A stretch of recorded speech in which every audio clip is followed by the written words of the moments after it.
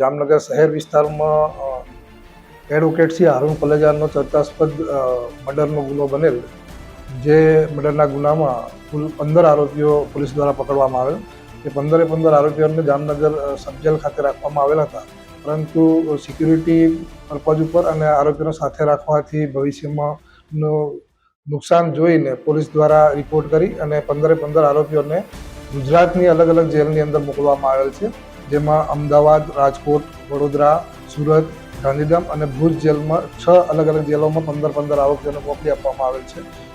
પૂરતા જાપ્તા સાથે એ વ્યવસ્થા કરીને હાલ દરેક આરોપીને જે તે જગ્યાએ જ્યાં હુકમ થયો ત્યાં મોકલવાની તજવીજ ચાલુ છે.